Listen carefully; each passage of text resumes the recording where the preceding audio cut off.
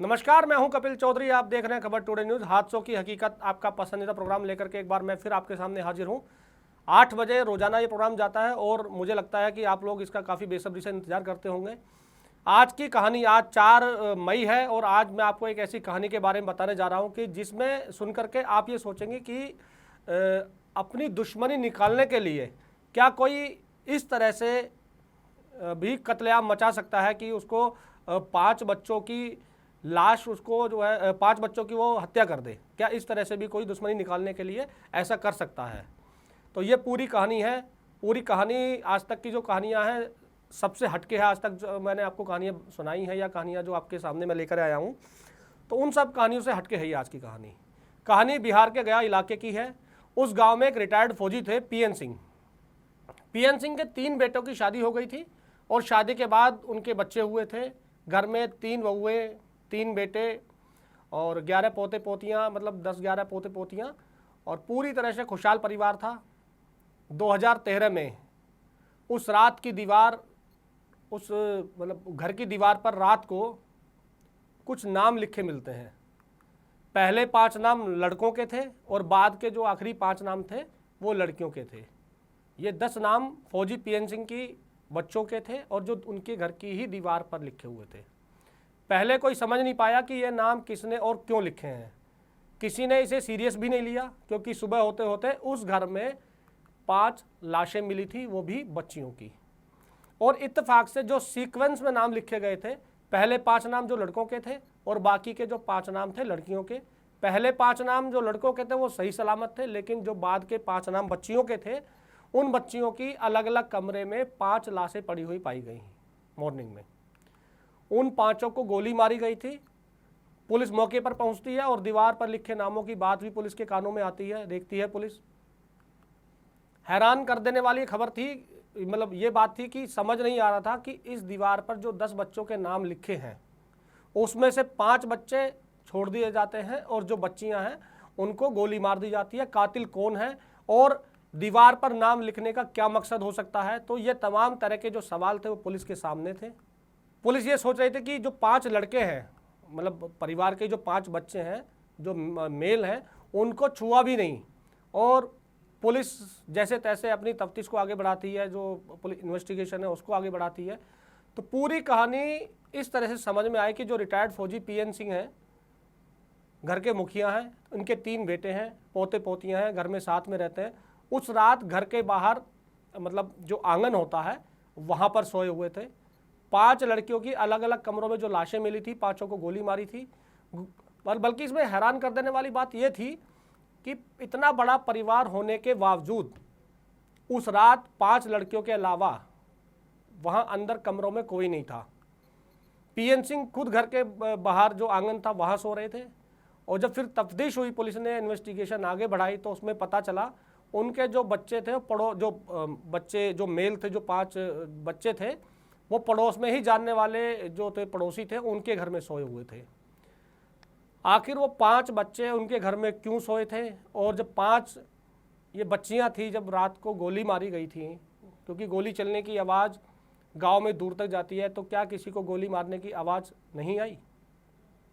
चाची चाचा माता पिता के बारे में पता चला तो पीएन सिंह के तीनों बेटे अपनी पत्नियों को लेकर उसी रात, जो गांव का उनका पुलिस स्टेशन लगता है, वहां पर रिपोर्ट लिखवाने गए थे। और रिपोर्ट में उनके खिलाफ, पड़ोसियों के खिलाफ रिपोर्ट लिखवाने गए थे। और रिपोर्ट में यह था कि उनका ज़मीनी पुराना विवाद है जिसको लेकर के झगड़ा भी कई बार हुआ था।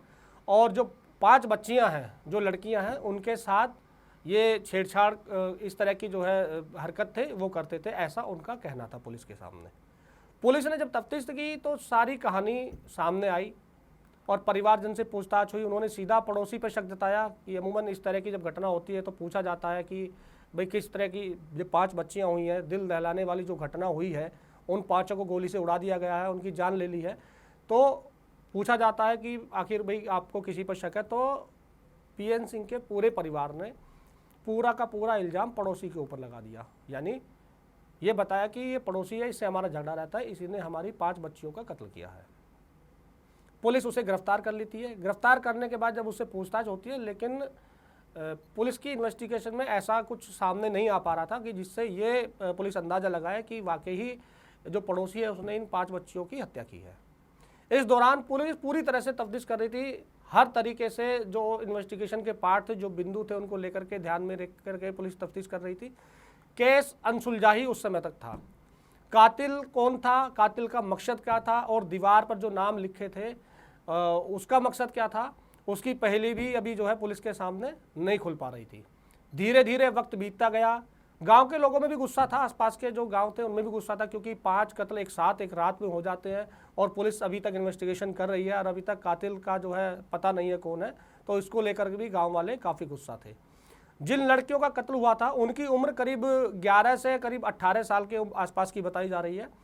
पुलिस बहुत तफ्तीश करती है, लेकिन कहीं से पुलिस को कातिल का कोई सुराग नहीं मिलता है और ये भी पुलिस अभी तक नहीं पहचान पाई थी कि कत्ल करने का आखिर इरादा कातिल का क्या था। तो पुलिस की एक टीम नए सिरे से जांच करना स्टार्ट करती है, छानबीन करती है। छानबीन के दौरान उसे पता चलता है कि घर में जब कोई एंट्री रात को किए था या कौन घर में एंट्री आई थी, कोई बाहर से कोई व्यक्ति आया था, तो गेट बंद होता है, ये फोर्सफुली एंट्री होती है। तो ऐसी भी कोई कोई वहाँ पर इस तरह के कोई निशान या दरवाजे का कुंदा उखड़ा हुआ या कोई डोर हैंडल इस तरह का कोई पुलिस को नहीं दिखाई दिया। तो पुलिस ने माना कि कोई ताला नहीं टूटा है, तो घर के अंदर आया था और कोई चोरी भी नहीं हुई थी। तो घर के अंदर कोई बाहर से आया है, चोरी नहीं की है, ताला नहीं टूटा है और रात को 5 गोलियां जब चली हैं, 5 बच्चियों का कत्ल हुआ है, तो गोली की आवाज़ भी आसपास में किसी को नहीं गई। तो ये पुलिस के सामने बड़ी सरदर्दी थी और पुलिस नई तरीके से इसकी इन्वेस्टिगेशन करती है। जांच के दौरान पुलिस इस बात पर गौर करती है कि हैरान करने वाली बात ये थी, जो 5 लड़कियां कमरे में सो रही थी जिन्हें गोली मारी गई थी, गोली की आवाज़ ना तो पड़ोसी सुन पाए थे, ना उनके दादाजी जो बाहर आंगन में सोए हुए थे वो सुन पाए थे। उस रात उस परिवार के 5 बच्चे पड़ोस में जाकर क्यों सो रहे थे और पुलिस के और परिवार के सबसे बड़े घर के बाहर क्यों थे, परिवार के जो घर के जो बड़े होते हैं वो घर के बाहर आखिर क्यों थे, और बच्चियां घर में अकेली थी। तीनों भाइयों का एक साथ पुलिस स्टेशन जाकर रिपोर्ट लिखवाना पड़ोसी के खिलाफ, ये सभी हैरान कर देने वाली बातें थी, क्योंकि इन्वेस्टिगेशन का पार्ट भी पुलिस इनको बना रही थी। तो कहीं ना कहीं पुलिस को अंदरूनी ये अंदाज़ा तो हो गया था कि जिस तरह से घर का माहौल था कि पुलिस ने घर वालों से किसी से पूछताछ नहीं की, लेकिन पुलिस को ये अंदाज़ा ज़रूर हो गया था कि आखिर जो ये कत्ल हुआ है इसमें कोई ना कोई घर का ही मेंबर शामिल है। पुलिस ने गुपचुप तरीके से अपना इन्वेस्टिगेशन को कर रही थी, अपना तफ्तीश आगे बढ़ा रही थी। तफ्तीश के दौरान पुलिस बहुत सारे सबूत इकट्ठा करके पड़ोसियों से भी पूछताछ करने में लगी। पड़ोसी को गिरफ्तार किया था, उससे भी पूछताछ की, और भी पड़ोसी थे उनसे पूछताछ की। इसी दौरान पोस्टमार्टम के बाद उन सभी की जो लाशें उनको मिल गई थी बच्चियों की, उनका भी जो है संस्कार, अंतिम संस्कार हो गया था। लेकिन अब तक पुलिस के हाथ में कोई भी सुराग नहीं था जिससे पुलिस ये बता सके कि ये कातिल कौन है या इसने कत्ल क्यों किए हैं। फिंगरप्रिंट्स की अगर बात करें तो फिंगरप्रिंट्स में भी कुछ सामने नहीं आया। जो दीवारों पे लिखा था, हैंडराइटिंग भी आसपास के लोगों से मिलाई गई, घर परिवार वालों से मिलाने की कोशिश की, लेकिन उसमें भी कोई बात पुलिस के सामने नहीं आई।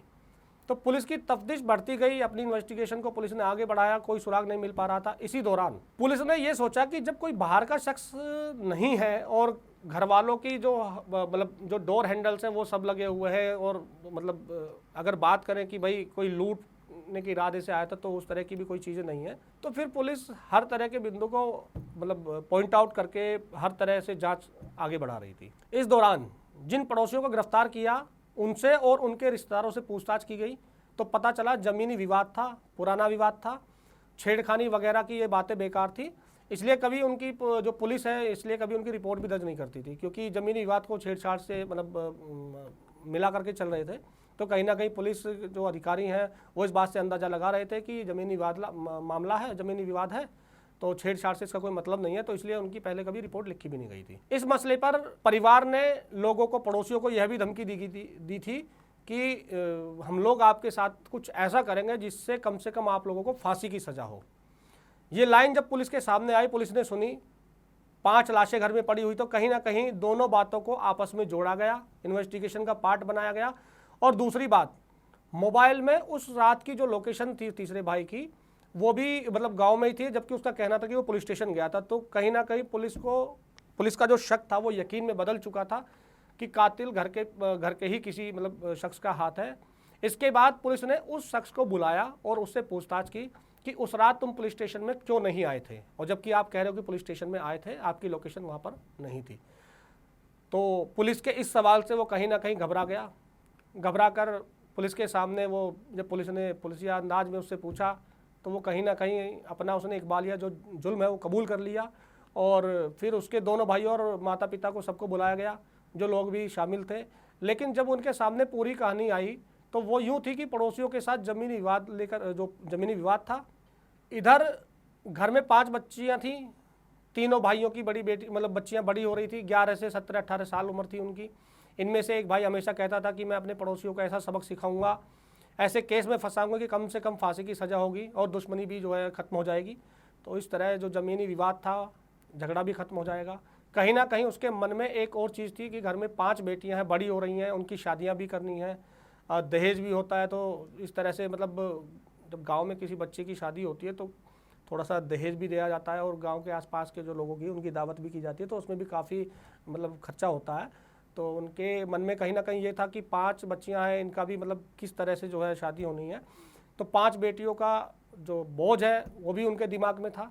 कहीं ना कहीं वो भी कुछ ऐसा सोच रहे थे कि पड़ोसी से भी छुटकारा मिल जाए, जो झगड़ा ज़मीनी विवाद को लेकर के था, तो कहीं ना कहीं वो भी ख़त्म हो जाएगा और बेटियों की शादी जो है वो भी नहीं करनी पड़ेगी। तो ऐसी इस तरह की प्लानिंग की थी। उस रात उसने अपने घर में 5 बच्चियों को, सोने के बच्चे जो थे उनको पड़ोसी के यहाँ भेज दिया था सोने के लिए, और दोनों भाइयों को रिपोर्ट लिखवाने के लिए पुलिस स्टेशन भेजा था। खुद भी जा रहा था पर लेकिन बीच रास्ते से ही वापस आ गया था कि कुछ घर से कागज़ लेकर के आने हैं, तो अपने भाई से बोल करके वो बीच रास्ते से ही वापस आ गया। जब कमरे में गया, अपनी जो तमाम भतीजियां थीं उनको सबको गोली मार दी उसने, गोली से उन बच्चियों का मतलब जान ले ली, और उसके बाद वो गांव में ही घूमने लगा। जिसके बाद दोनों भाई और भाभी घर पर आ गए। घर लौटते हैं तो बाद में पता चलता है कि यहाँ पर कत्लेआम हो चुका है। इस तरह की कहानी जब खुद उसके परिवार वालों ने सुनी तो वो भी दंग रह गए कि दुश्मनी निभाने के लिए कोई क्या इस हद तक भी जा सकता है कि बेटियों को इस तरह से बोझ मान सकता है, और उनको ही शादी करने के डर से उनका कत्ल कर दे, और कत्ल का जो मतलब कत्ल कर दे, और कत्ल के बाद में जो उसका इल्ज़ाम है वो पड़ोसी पर डाल दे, जिससे ज़मीनी विवाद भी ख़त्म हो जाए और उनका जो पड़ोसी से दुश्मनी है वो भी कहीं ना कहीं ख़त्म हो जाए, और जो बच्चियों का वो बोझ मान रहे थे अपने ऊपर वो भी ख़त्म हो जाए। दीवार में लिखे गए नाम के बारे में जब पूछताछ की गई तो उसने कहा कि लिखावट मैंने चेंज कर दी थी जिससे मैं पकड़ में ना आऊँ, और ये इसलिए लिखा था कि इसमें पहेली बना करके लोगों के सामने लाया जा सके कि कातिल ने कत्ल करने से पहले दीवार पर ही नाम लिखे थे, और इसी तरह से जो है पुलिस को भी गुमराह कहीं ना कहीं किया जा सके, और पड़ोसी घर में जो बच्चे सो रहे थे उनकी तो जान बच गई थी। तो इस साजिश के तहत उसने दीवार पर लिखा था। पुलिस वाले जितने भी हैं, जिन्होंने भी ये कहानी सुनी और आसपास में जिसने भी ये कहानी सुनी, तो वो दंग रह गए। क्या इस तरह से कोई अपने बच्चों का ही कत्ल कर सकता है, अपने बच्चों का कत्ल का इल्ज़ाम जो पड़ोसी पर डाल दे, और जिससे उनका ज़मीनी विवाद जो चल रहा था पुराना वो भी ख़त्म हो जाए। तो कहीं ना कहीं इस तरह का जो कहानी है ये पूरी जब लोगों के सामने आई तो लोगों के मन में भी उसके प्रति कैसी घृणा हुई होगी, और उस व्यक्ति के दिमाग में ऐसी कौन सी उस समय चीज़ आई थी कि वो अपने घर में पल रही 5 बच्चियों का इस तरह से दरिंदगी से कत्ल कर दे, गोली से उन सब की जान ले ले। तो ये कहानी कैसी लगी आपको? हादसों की हकीकत आपका जो ये पसंदीदा प्रोग्राम है, इसको मतलब तमाम तरह की जो कहानियाँ होती हैं वो आपके सामने लाई जाती हैं कि किस तरह से लोगों के मन में जो गुस्सा है वो किस तरह से गुबार फूटता है गुस्से का, या जब उनके मन में इस तरह की कोई घृणा किसी के प्रति आ जाती है तो वो कहाँ तक अपनी दुश्मनी को निकालने के लिए कहाँ तक गिर जाते हैं, या कहाँ तक उनकी सोच होती है। क्योंकि जब उनके मन में आया होगा ये सवाल, जब उन्होंने पिस्टल में गोली डाली होगी या जो भी जिस भी मतलब हथियार से उनकी हत्या की है, तो कहीं ना कहीं जब गोली मारी होगी तो कहीं ना कहीं उनके मन में जरा सा भी खौफ, जरा सा भी बच्चियों को मारने का, अपने ही परिवार की बच्चियों को मारने का जरा सा भी उनके मन में तरस नहीं आया होगा। तो कितनी हैवानियत वाली ये कहानी है, और कितना हैवान वो व्यक्ति रहा होगा जिसने घर की ही 5 बच्चियों को मौत के घाट उतार दिया।